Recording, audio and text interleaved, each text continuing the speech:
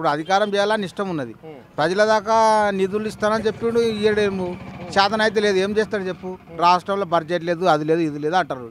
ఇక దానికి మించింది ఇంకేం చెప్తాడు చెప్పు? అంతే కదా, చెప్పేదే కదా. బడ్జెట్ లేదు అనుకున్నప్పుడు ఆయన అధికారంలోకి రావడానికి అట్లా అబద్ధాలు చెప్పచ్చా? మేనిఫెస్టోలో గెలిచిండు అంటున్నాం కదా, అందుకే అబద్ధాలు చెప్పి గెలిచిండు.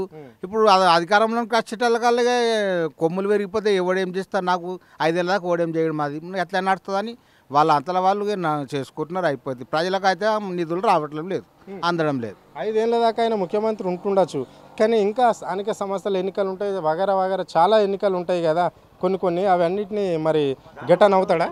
కాడుగా ఇప్పుడు మర్ర నెక్స్ట్ ముఖ్యమంత్రి కేసీఆర్.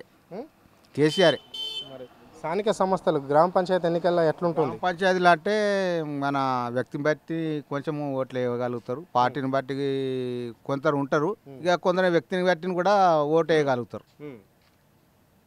ఇప్పుడు రేవంత్ రెడ్డి సర్కార్కు రేవంత్ రెడ్డి పార్టీకి ఎదురు దెబ్బని అనొచ్చా? ఎదురు దెబ్బని అనొచ్చు. ఇప్పుడే సగం ఎదురు దెబ్బ కుప్పకూలిపోయింది పార్టీ అంతా, ఇంకేం ఎదురు దెబ్బ లేకపోతే ఏమున్నది చెప్పు? కాంగ్రెస్ ప్రభుత్వం ఇప్పుడే కుప్పకూలిపోయినట్టు అయిపోయింది. ఇంకేం ఆయనకు ప్రజలకు వచ్చి ముఖం లేదు ఆయనకు చేయడానికి, ఇంకేం చేస్తాడని మరి.